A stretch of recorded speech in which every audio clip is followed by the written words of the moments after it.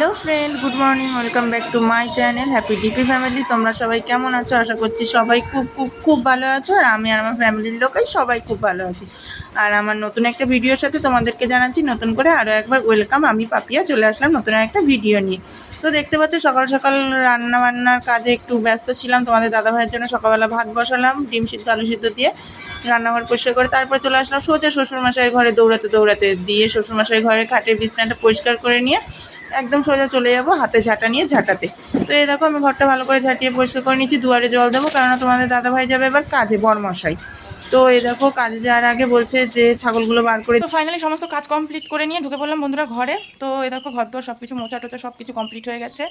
আর এদিকে রান্নাঘরে বসিয়েছি মেয়ের জন্য দুধ গরম, এই যে গ্যাসে দুধ গরম হচ্ছে।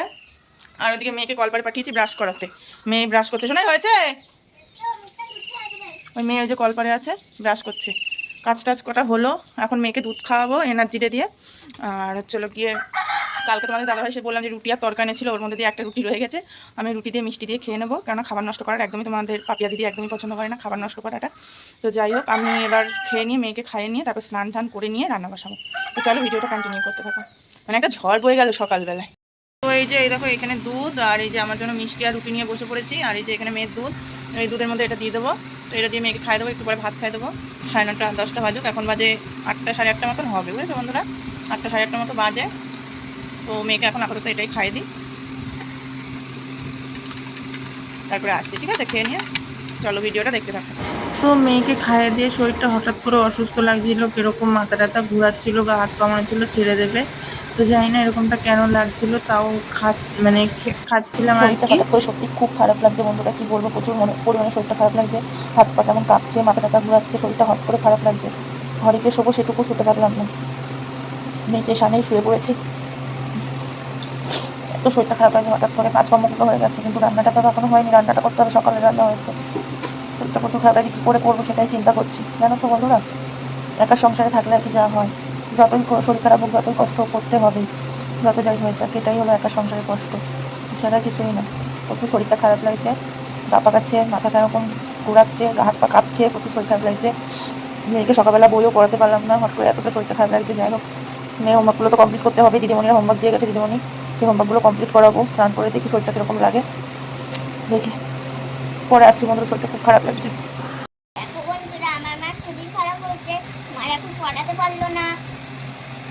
আমার কিছু হয়ে গেলে আমার যদি শরীর খারাপ হয় না, আমার থেকে আমার মেয়েরাও বেশি কষ্ট করে, টেনশনে পড়ে যায় যে মা তোমার কী হলো কী হলো, তাই না?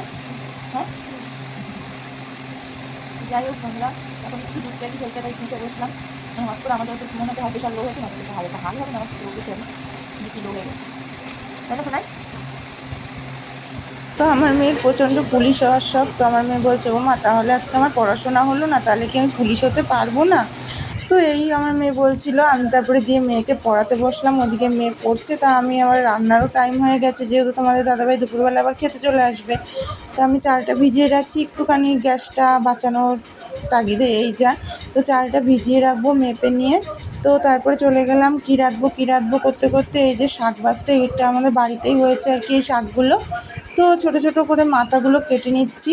তো শাকটা ভাজা করব, ওর জন্য ছোটো ছোটো যে লাল লাল শাকগুলো আছে না, এগুলো দেখো বন্ধুরা, ঝকঝকা তকতকা রোদ দেখে চালের উপরে দড়িতে লম্বা করে যত জামাকাপড় ছিল সমস্ত কেচে ধুয়ে যেটুকু রোদে দেওয়া ছিল সমস্ত কিছু দিলাম রোদে।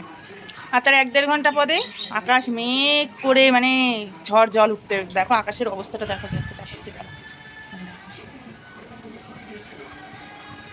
আকাশের অবস্থাটা দেখেছো কীরকম মেঘ করে এসছে, মানে আকাশ আমার সাথে শত্রুতা করছে, আমাকে জামাকাপড় শুকিয়ে পড়তে দেবে না।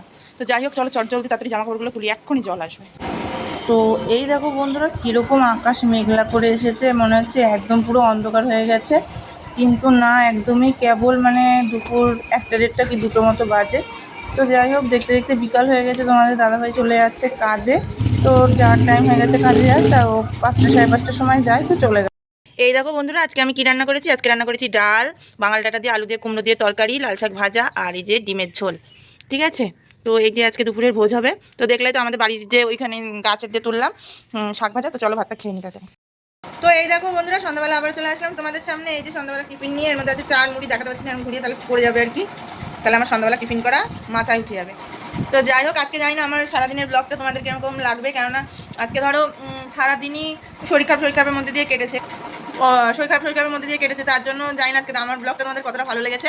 ঠিক আছে, যদি ভালো লেগে থাকে তো অবশ্যই চ্যানেলটা লাইক কমেন্ট শেয়ার করে দিও। চ্যানেলটা একদমই আনসাবস্ক্রাইব করে দিও না, সাবস্ক্রাইব করে পাশে থেকো। আর তোমাদের দিদিভাই সবসময় তোমাদের পাশে থাকবে, ছিল, আছে।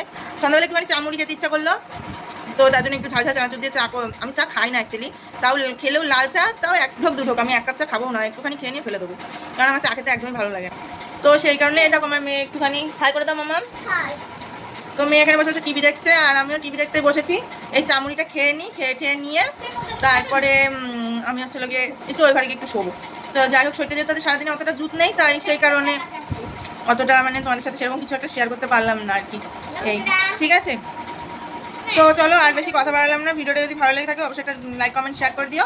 আর দেখা হচ্ছে নতুন একটা ভিডিওর সাথে। ততক্ষণ ভালো থেকো, সুস্থ থাকো, দেখা হবে নতুন। Tata bye bye, good night. Tata bye bye, good night.